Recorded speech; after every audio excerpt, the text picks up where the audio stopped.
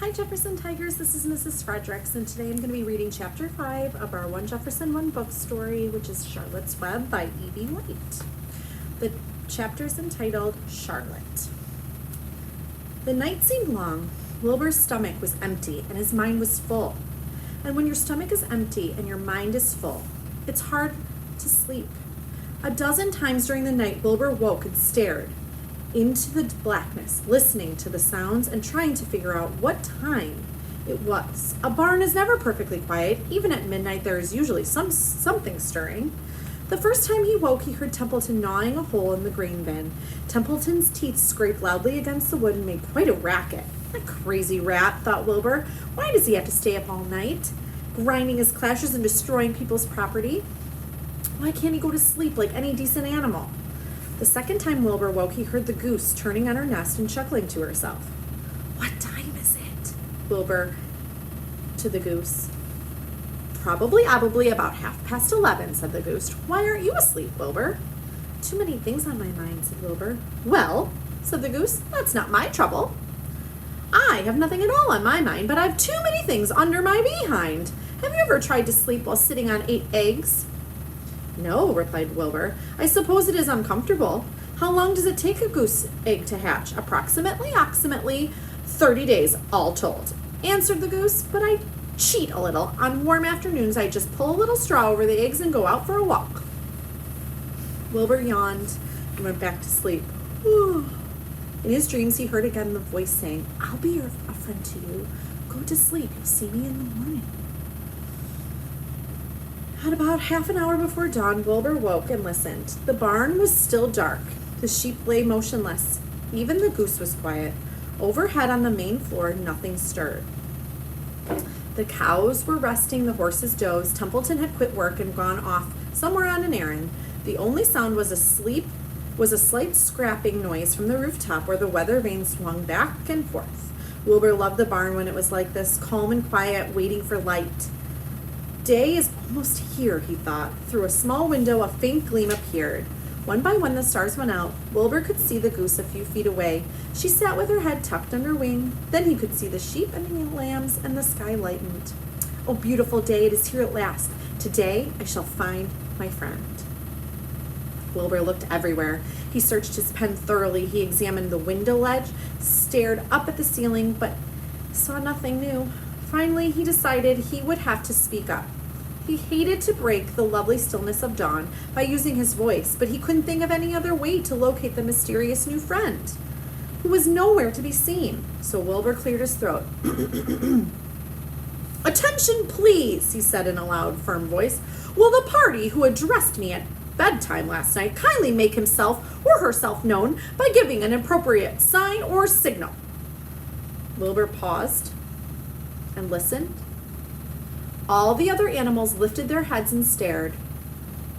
Wilbur blushed, but he was determined to get in touch with his unknown friend. Attention, please, he said. I will repeat the message. Will the party who addressed me at bedtime last night kindly speak up? Please tell me where you are, if you are my friend. The sheep looked at each other in disgust.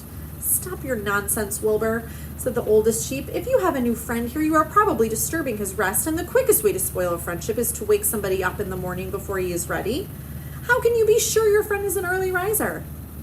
Oh, I beg everyone's pardon, whispered Wilbur. I didn't mean to be objectionable. He lay down meekly in the manure facing the door. He did not know it, but his friend was very near, and the old sheep was right. The friend was still asleep. Soon Lurvy appeared with slops for breakfast. Wilbur rushed out, ate everything in a hurry, and licked the trough. The sheep moved off down the lane. The gander waddled along behind them, pulling grass. And then, just as Wilbur was settling down for his morning nap, he heard again the thin voice that had addressed him the night before. Salutations, said the voice. Wilbur jumped to his feet. What? He cried. Salutations, repeated the voice. What are they, and where are you? Screamed Wilbur. Please, tell me where you are, and what are salutations? Salutations are greetings, said the voice. When I say salutations, it's just my fancy way of saying hello or good morning. Actually, it's a silly expression, and I'm surprised that I use it at all. As for my whereabouts, that's easy. Look up in the corner of the doorway. Here I am. Look, I'm waving. At last, Wilbur saw the creature that had spoken to him in such a kindly way. Stretched across the upper part of the doorway was a big spider web. Hanging from the top of the web, head down, was a very large gray spider. She was about the size of a gumdrop. She had 8 legs and was waving one of them at Wilbur in greeting. "See me now?" she asked. I'm going to show you guys the illustration.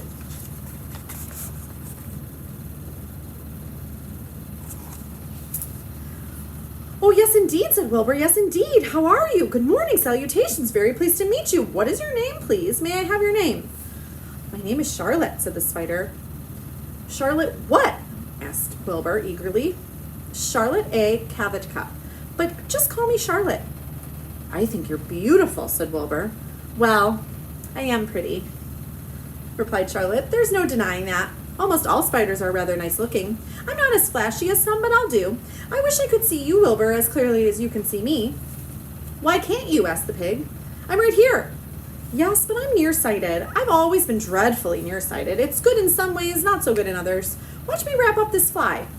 A fly that had been crawling along Wilbur's trough had flown up and blundered into the lower part of Charlotte's web and was tangled in the sticky threads. The fly was beating its wings furiously, trying to break loose and free itself. "First," said Charlotte, "I dive at him." She plunged headfirst towards the fly as she dropped his tiny silken thread unwound from her rear end. "Next, I wrap him up." She grabbed the fly, threw a few jets of silk around it, and rolled it over and over, wrapping it so that he couldn't move. Wilbur watched in horror. He could hardly believe what he was seeing, and although he detested flies, he was sorry for this one.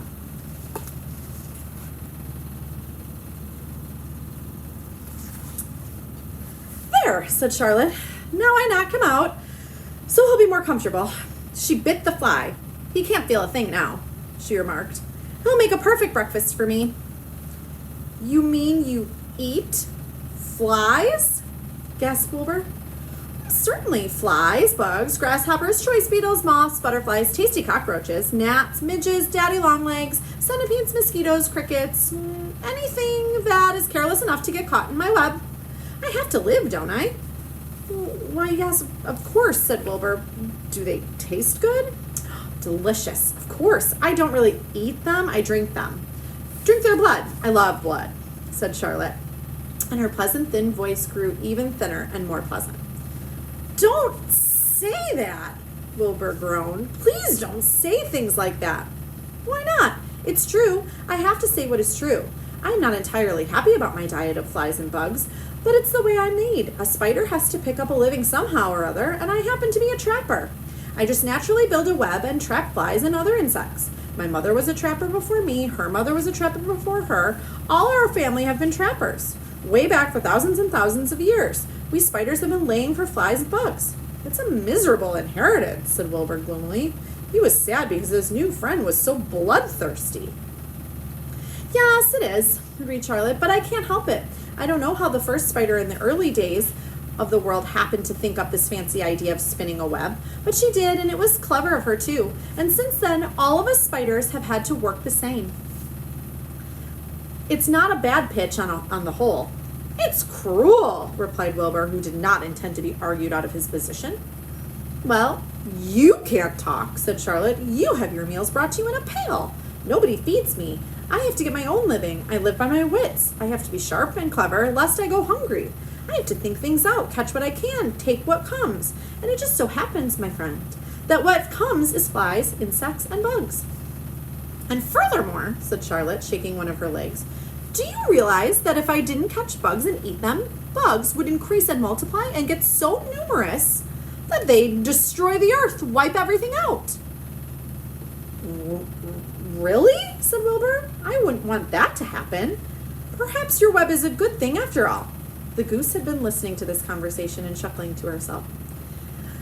"There are a lot of things Wilbur doesn't know about life. He's really a very innocent little pig. He doesn't even know what's going to happen to him around Christmas time. He has no idea that Mr. Zuckerman and Lurvy are plotting to kill him," said the goose. And the goose raised herself a bit and poked her eggs a little further under her so that they would receive the full heat from her warm body and soft feathers. Charlotte stood quietly over the fly, preparing to eat it. Wilbur lay down and closed his eyes. He was tired from his wakeful night and from the excitement of meeting someone for the first time. A breeze brought him the smell of clover, the sweet-smelling world beyond his fence. Well, he thought, I've got a new friend all right, but what a gamble of friendship is. Charlotte is fierce, brutal, scheming, bloodthirsty, everything I don't like. How can I learn to like her, even though she is pretty and, of course, clever? Wilbur was merely suffering the doubts and fears that often go with finding a new friend. In good time, he was to discover that he was mistaken about Charlotte. Underneath her rather bold and cruel exterior, she had a kind heart, and she was to prove loyal and true to the very end. Okay, my friends, that was chapter 5 of Charlotte's Web.